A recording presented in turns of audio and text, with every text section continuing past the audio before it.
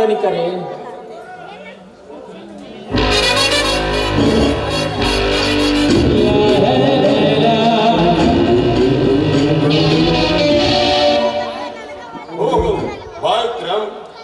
ಬಾಂಬೆಗೆ ಹೋಗಿ ಯಾವಾಗ ಬಂದೆ?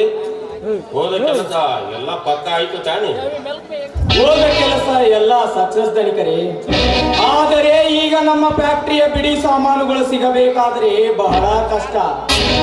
ಯಾಕೆಂದರೆ ಅಂದಿಗಿಂತ ಇಂದಿಗೆ ರೇಟು 2 ಪಟ್ಟು ಜಾಸ್ತಿ ಆಗಿದೆ. ನಮ್ಮ ಕೆಲಸಕ್ಕೆ ಅಡ್ಡಿಯಾದಾಗ ಕೊನೆಯೇ ಇಲ್ಲವಲ್ಲ, ಎಷ್ಟಾದರೂ ಕೊಂಡುಕೊಳ್ಳಲೇಬೇಕಾಯ್ತು. ಎಷ್ಟಾದ್ರೇನು, ಖರೀದಿ ಮಾಡಿಕೊಂಡು ಬಾ ಎಂದು ನಿನ್ನನ್ನು ಕಳಿಸಿದ್ದಿಲ್ಲವೇ? ಅದಿರಲಿ, ಮುಂಬೈಗೆ ಹೋಗಿ ಬಂದ ಖರ್ಚು ಎಷ್ಟಾಯ್ತು? ಖರೀದಿಸಿದ ಸಾಮಾನುಗಳ ಎಲ್ಲ ಒರಿಜಿನಲ್ ಇವೆ ತಾನೆ? ಗ್ಯಾರಂಟಿ 10 ವರ್ಷ ಅಗ್ರಿಮೆಂಟ್ ಬರೆದು ಕೊಟ್ಟಿದ್ದಾರೆ. ರೇಟಿನಲ್ಲಿ ಜಾಸ್ತಿ ಆದರೂ ಮಾಲು ಮಾತ್ರ ಪಕ್ಕ. ಲೆಕ್ಕ ಕೇಳಿದ್ರಲ್ಲ, ಇಲ್ಲಿದೆ ನೋಡಿ. ಇದರಲ್ಲಿ ಎಲ್ಲಾ ಖರ್ಚು ವೆಚ್ಚದೊಂದಿಗೆ ಸರಿಯಾದ ವಿವರವೇ ಇದೆ. ಹಲೋ,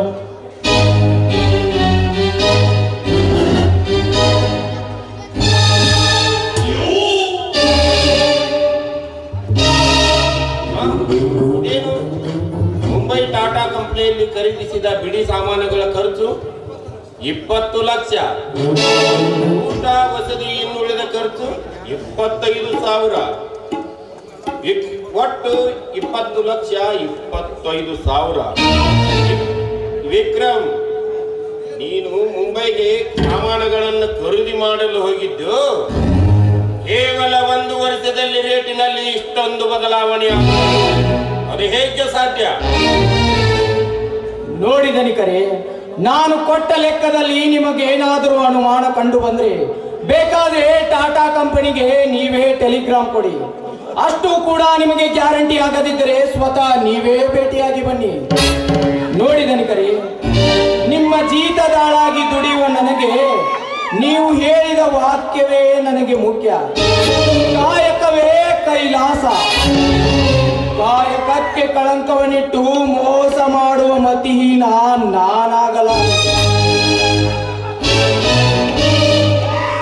ಮಿಸ್ಟರ್ ವಿಕ್ರಮ್, ನೀನು ಮೋಸಗಾರನೋ ಮತಿಹೀನನೋ ಸತ್ಯವಂತನೋ ಎಂಬುದನ್ನು ನೀನು ಕಂಪನಿಯ ದಾಖಲೆಯಲ್ಲಿ ಬರೆದಿಟ್ಟಿರುವ ಲೆಕ್ಕದ ಪುಸ್ತಕವೇ ಹೇಳುತ್ತದೆ. 1ಕ್ಕೆ 10 ಪಟ್ಟು ಹಚ್ಚು ತೋರಿಸಲು ಹಣವಂದರ ನಿಮ್ಮ ಅಪ್ಪನ ಮನೆಯಲ್ಲೇನೋ.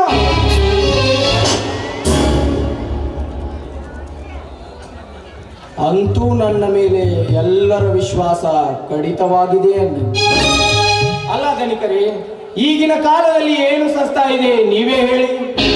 ನಾನು ಬರೆದಿಟ್ಟ ಲೆಕ್ಕದಲ್ಲಿ ಬದಲಾವಣೆಯಾದದ್ದು ಬರೀ ಕಾರ್ಮಿಕರ ಸಂಬಳ ಹಾಗೂ ಬೋನಸ್ ಅಷ್ಟೇ. ಯಾಕೆ? ನಾನು ಕೊಟ್ಟದ್ದು ಸುಳ್ಳು ಎಂಬ ಭಾವನೆಯೇ ನಿಮಗೆ? ಲೆಕ್ಕದ ಪುಸ್ತಕದಲ್ಲಿ ಸಂಬಳ ಬೋನಸ್ ಅಂತ ಹೇಳುತ್ತೆ, ಆದರೆ ಈ ಬಡ ಕಾರ್ಮಿಕರು ಮುಸ್ಕರ ಹೊಡಿದ್ದಾರೆ. ಅವರನ್ನು ಹಿಂದೆ ಕಿತ್ತು ಹಾಕಿಬಿಡಿ. ಮತ್ತೆ ಪರ ಊರಿನಿಂದ ತಂದರಾಯ್ತು ಕಾರ್ಮಿಕರನ್ನು. ವಿಕ್ರಮ್, ಈ ವಿಷಯವನ್ನು ನನಗೆ ಮೊದಲೇ ಕೇಳಲಿಲ್ಲ ನೀನು. ನೋಡಿ ಧನಿಕರೇ, ಕಾರ್ಮಿಕರ ಮೇಲೆ ನಾವು ಕೆಲಸ ಮಾಡುತ್ತಿರುತ್ತೇವೆಂದು ಅವರು ನಮ್ಮ ಮೇಲೆ ರೇಗಾಡಿ ಬರುವುದು ಸಹಜ. ನಾನೇ ಇಷ್ಟು ದಿನ ಊರಲ್ಲಿ ಇದ್ದಿಲ್ಲ. ಈ ನಿಮ್ಮ ಮಗನ ಮ್ಯಾನೇಜ್ಮೆಂಟ್ ಅಲ್ಲಿ ಸಿಕ್ಕು ಇಷ್ಟು ಅಲ್ಲೋಲ ಕಲ್ಲೋಲವಾಯಿತು. ಇನ್ನು ಇದಕ್ಕೆ ನಾವೇನಾದರೂ ತಲೆಬಾಗಿದರೆ ಮುಂದೆ ನಮ್ಮ ಕಂಪನಿ ಕದ ಮುಚ್ಚಬೇಕಾಗುತ್ತದೆ. ನಮ್ಮ ಸ್ಥಿತಿ ಕಂಪನಿಯ ಕದ ಹಾಕಲಲ್ಲ, ನಿಮ್ಮ ಅಪ್ಪನ ಮನೆ ಸ್ವತ್ತಲ್ಲ. ಕೇವಲ ಕಾರ್ಮಿಕರ ಸಂಬಳಕ್ಕಾಗಿ ಕೋಟ್ಯಾಂತರ ಉತ್ಪನ್ನ ತೆಗೆಯುವ ಕಂಪನಿಯನ್ನ ಕದ ಹಾಕೋದೆ ಇಲ್ಲ. ನಾನೀಗಲೇ ಹೋಗಿ ಕಾರ್ಮಿಕರ ಕುರಿತು ಮಾತನಾಡಿ ಅವರಿಗೆ ಸಂಬಳ ಬೋನಸ್ ಕೊಡೋದು ಮಾತ್ರ ಗ್ಯಾರಂಟಿ. ನಾನೀಗಲೇ ಹೋಗಿ ಅವರ ಮುಷ್ಕರವನ್ನು ಸಮಾಪ್ತಿ ಮಾಡೇ ತೀರುತ್ತೇನೆ. ಹಾಗಾದರೆ ಈಗ ಸದ್ಯ ನಾನು ಕಾರ್ಮಿಕರ ಸಂಬಳಕ್ಕೆ ಸಹಿ ಹಾಕಬೇಕು. ವಿಜಯ್, ಕಾರ್ಮಿಕರಂತ ಕರುಣ ತೇರು ತೋರಿ ಅವರಿಗೆ ನಾವು ತಲೆ ಬಾಗಿದ್ರೆ ನಮಗೆ ತಿರುಗುಬಾಣ ಆಗಿ ಬಿಡುತ್ತಾರೆ ಆ ಬಡಪಾಯಿಗಳು. ನಾವು ಕೇಳಿದಾಗಲೆಲ್ಲ ಅವರು ಕೇಳಿದಾಗಲೆಲ್ಲ ದುಡ್ಡು ಕೊಡುತ್ತಾ ಹೋದರೆ ಮುಂದೆ ನಮ್ಮ ಟ್ಯಾಬ್ಲೆಟ್ ಫ್ಯಾಕ್ಟರಿಯ ಕಟ್ಟಡದ ಗತಿ ಏನು? ನಮ್ಮ ಕಟ್ಟಡದ ಕಂಪನಿ ಅರ್ಧಕ್ಕೆ ನಿಂತರೂ ಸರಿ, ನಾನು ಮಾತ್ರ ಆ ಕಾರ್ಮಿಕರಿಗೆ ಸಂಬಳ ಬೋನಸ್ ಕೊಡೋದು ಮಾತ್ರ ಗ್ಯಾರಂಟಿ. ತಿಂಗಳಲ್ಲಿ ಸಂಬಳ ಬರುವುದನ್ನೇ ನೆಚ್ಚಿಕೊಂಡು ತಮ್ಮ ಸಂಸಾರ ಎಂಬ ನೌಕೆಯನ್ನ ಸರಿದೂಗಿಸುವುದರೊಂದಿಗೆ ತಮ್ಮ ಮಕ್ಕಳ ವಿದ್ಯಾಭ್ಯಾಸವನ್ನ ನಡೆಸಿಕೊಂಡು ಹೋಗಬೇಕು.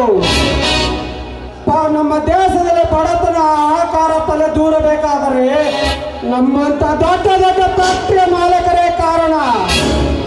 ಎಲ್ಲರೂ ಒಂದೇ ಸಮನಾಗಿ ಅರ್ಥಕೊಂಡು ಬಾಳಿದರೆ ನಮ್ಮ ದೇಶ ಭವ್ಯ ಭಾರತವಾದಿತ್ತು, ತಿಳಿಯುತ್ತೆ? ಕೇಳಿದನಿಕರೇ, ಈ ನಿಮ್ಮ ಮಗನ ಮಾತನ್ನು ದುಡಿಯುವ ಕಾರ್ಮಿಕರನ್ನು ಕೂಡ ತಮ್ಮ ಪಾರ್ಟ್ನರ್ ಅನ್ನಾಗಿ ಮಾಡಿಕೊಳ್ತಾರೆ. ನಿಮ್ಮ ದೌರ್ಜನ್ಯಕ್ಕೆ ತಲೆಬಾಗುವ ಬಡ ಅಧಿಕಾರಿಗಳು ಇಷ್ಟು ತಲೆ ಎತ್ತಿ ನಿಲ್ಲಬೇಕಾದರೆ ಈ ನಿಮ್ಮ ಚಿರಂಜೀವಿಯ ಬೆಂಬಲ ಅವರಿಗಿದೆ. ಅಂತೆಯೇ ನಾನು ಮುಂಬೈಗೆ ಹೋಗಿ ಬರುವಷ್ಟರಲ್ಲಿ ಇಂಥ ಗೊಂದಲ ನಡೆದು ಬಿಟ್ಟಿದೆ. ನಾನಿದ್ದಾಗ ಅವರೇಕೆ ಈ ರೀತಿ ನಡೆದುಕೊಳ್ಳಲಿಲ್ಲ, ನೀವೇ ಹೇಳಿ. ಹೌದು ವಿಜಯ್, ಕಾರ್ಮಿಕರಿಗೆ ಇನ್ನ ಮೇಲೆ ಯಾವ ತರದ ಸಹಕಾರ ಮಾಡಿಕೊಡುದು. ನಾವು ಹೇಳಿದಂತೆ ಕೇಳಿ ಕೆಲಸ ಮಾಡಿದ್ರೆ ಸರಿ, ಇಲ್ಲವಾದರೆ ಹಾಗೆ ಉಪವಾಸ ಮಲಗಿಸಬೇಕು. ಆ ಬಡ್ಡಿ ಮಕ್ಕಳನ್ನ ಅಂದ್ರೆ ಬುದ್ಧಿ ಬರುತ್ತೆ. ವಿಕ್ರಮ್, ಹಿಂದೆ ನೀನು ಹೋಗಿ ಫ್ಯಾಕ್ಟ್ರಿ ಕೆಲಸ ಶುರುವಾಗುವಂತೆ ಮಾಡು. ವಿಜಯ್, ಇಂದಿನಿಂದ ಫ್ಯಾಕ್ಟರಿಯ ಜವಾಬ್ದಾರಿಯನ್ನು ಸರಿಯಾಗಿ ನೋಡಿಕೊಂಡು ಹೋಗು. ಈ ವಿಕ್ರಮನಿಗೆ ಎದುರಾಗಿ ಕಂಪನಿಯ ಬಂದು ಮಾಡುವ ಕೆಲಸ ಮಾತ್ರ ಮಾಡಬೇಡ. ಏನಪ್ಪ, ನಮ್ಮ ಕೈಯಲ್ಲಿ ಕೂಲಿ ಹಾಳಾಗಿ ದುಡಿಯುವ ಈ ಕಳ್ಳ ಮ್ಯಾನೇಜರ್ ನಿಮ್ಮ ಮುಖ್ಯವಾದನಲ್ಲವೇ? ನೀವೇ ಜನ್ಮ ಕೊಟ್ಟ ನಿಮ್ಮ ಮಗ ನಿಮಗೆ ಮೋಸಗಾರನಾದನೆ. ಇರಲಿ, ನಿಮಗೂ ಒಂದು ಕಾಲ ಎಂದರೆ ನನಗೂ ಒಂದು ಕಾಲ ಬಂದೇ ಬರುತ್ತದೆ. ಅವಾಗ ನೋಡಿಕೊಳ್ಳುತ್ತೇನೆ. ನಾನೀಗಲೇ ಹೋಗಿ ಆ ಕೆಲಸ ನಿಲ್ಲುವಂತೆ ಮಾಡೇ ತಿರುತ್ತೇನೆ. ಅವರನ್ನು ಹೇಗೆ ದುರಿಸಿಕೊಳ್ಳುತ್ತೇನೆ ನಾನು ನೋಡೇ ಬರುತ್ತೇನೆ, ನನಗೆ ಬರ್ತೇನೆ.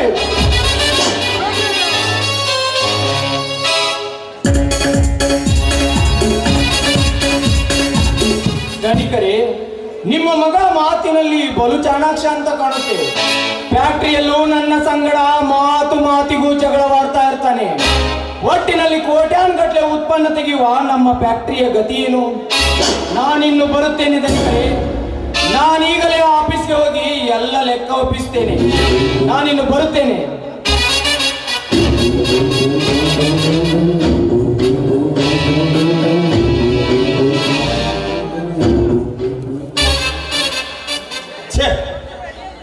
ನನ್ನ ಮಗ ವಿಜಯ್ ಇತ್ತಿತ್ತಲಾಗಿ ನನಗೆ ಎದುರಾಗಿದ್ದಾನೆ. ನಮ್ಮ ಪರ್ಸನಲ್ ಸೆಕ್ಯೂರಿಟಿಯಾಗಿ ಕೆಲಸ ಮಾಡುತ್ತಿರುವ ಈ ವಿಕ್ರಮ್ ನಿಜವಾಗಲೂ ಮೋಸಗಾರನಲ್ಲ. ಸತತ 20 ವರ್ಷಗಳ ಕಾಲ ನಮ್ಮ ಫ್ಯಾಕ್ಟರಿಯಲ್ಲೇ ದುಡಿಯುತ್ತಾ ಬಂದಿದ್ದಾನೆ. ಆದರೆ ಇದೇ ಊರಿನಲ್ಲಿ ನಮಗೆದುರಾಗಿ ನಡೆಯುತ್ತಿರುವ ಆ ಕಾಳಿಂಗ ಇಷ್ಟೊಂದು ತಲೆ ಎತ್ತಿ ನಿಲ್ಲಬೇಕಾದರೆ ಆ ಶಿವಣ್ಣನ ಬೆಂಬಲ ಅವನಿಗೆ